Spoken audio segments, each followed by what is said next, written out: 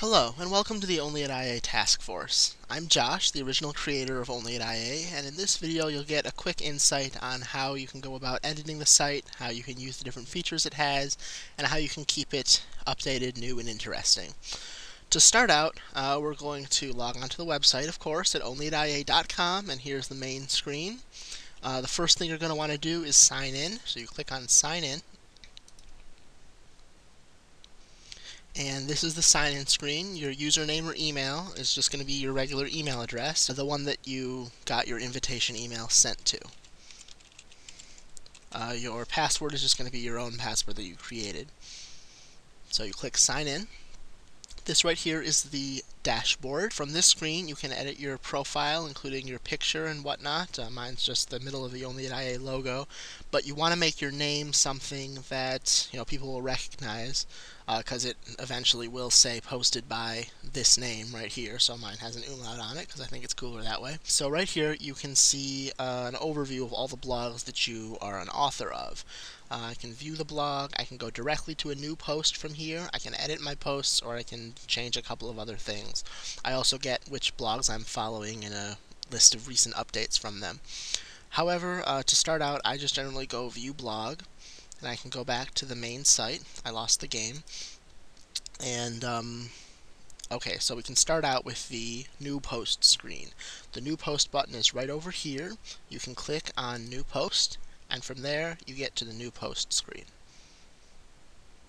So this here is the new post screen. It's mostly pretty self-explanatory. Right up here you have the title, where you want to add a witty, creative, or catchy title if you want.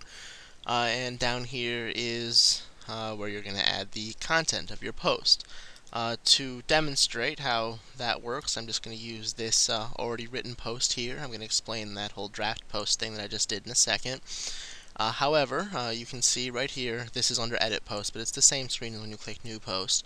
So I've got the title here, Iationary Physics Tubby. Font and text size you can leave alone because I just used the default on that. Bold and italics, understandable. Text color, same thing. This here is to make a link.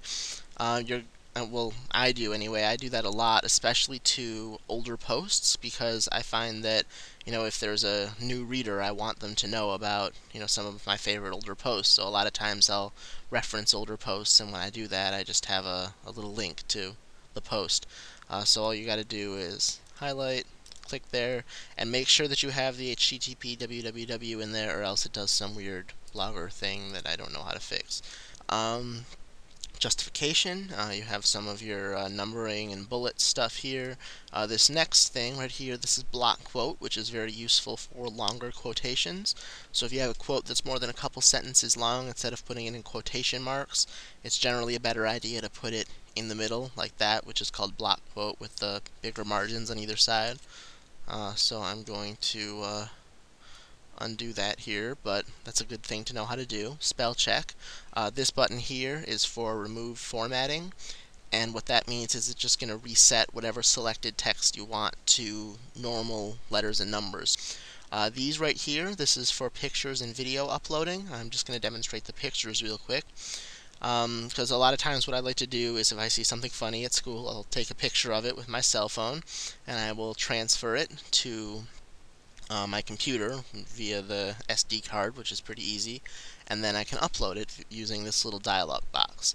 So you can add up to 5 images or 8 megabytes at a time, whichever comes first. You just click Browse, find the image, and you can add up to 5 at a time. You can also add up to 5 at a time from the web.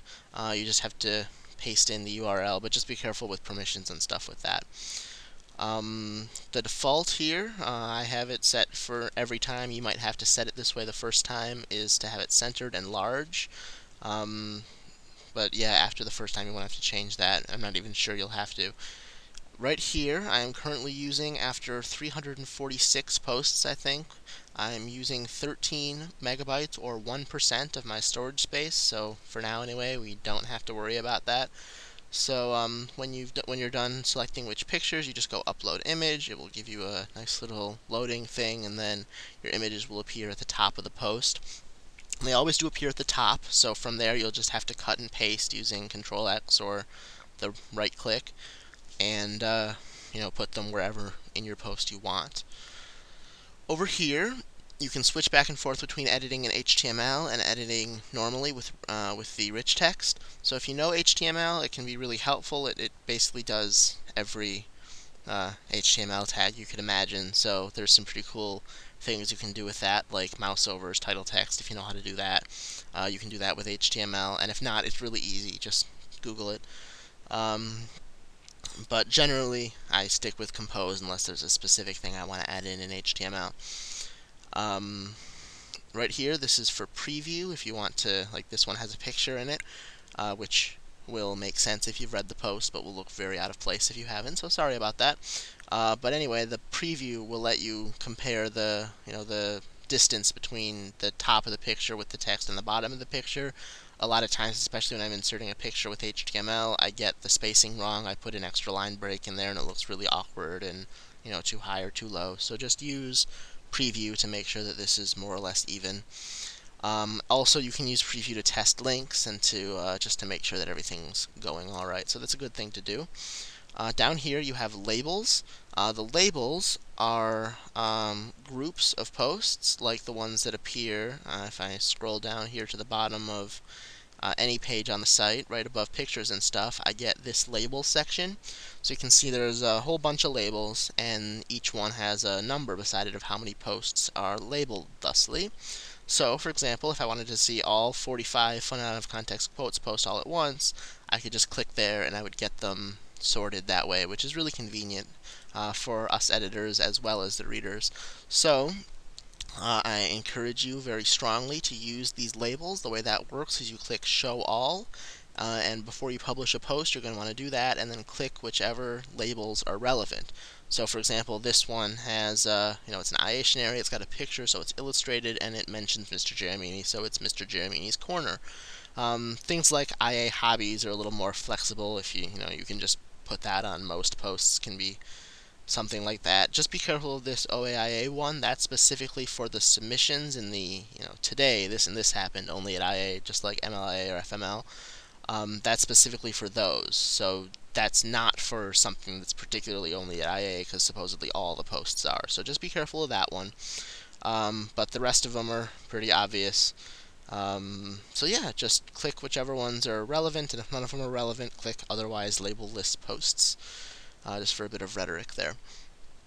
You can also have post options. I'm going to hide these. These post options down here, you're always going to want to allow reader comments, always, but that will already be set that way, so don't worry about it.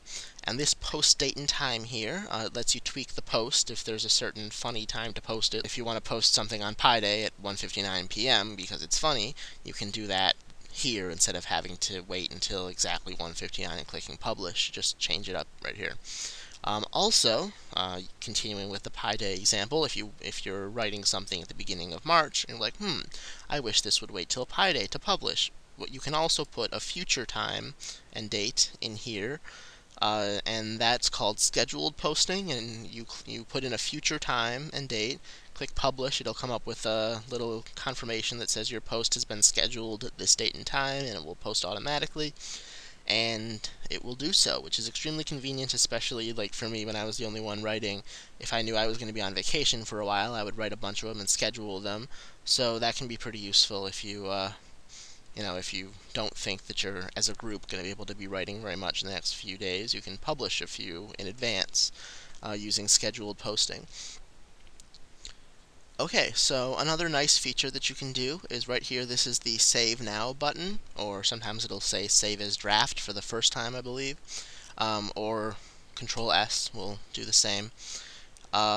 This right here is extremely useful. The internet does crash, especially if you're using Windows Vista. The internet does crash more, and once you do that, then it will be saved as what's called a draft post. And to see the list of draft posts, you can go right here to the Edit Posts tab.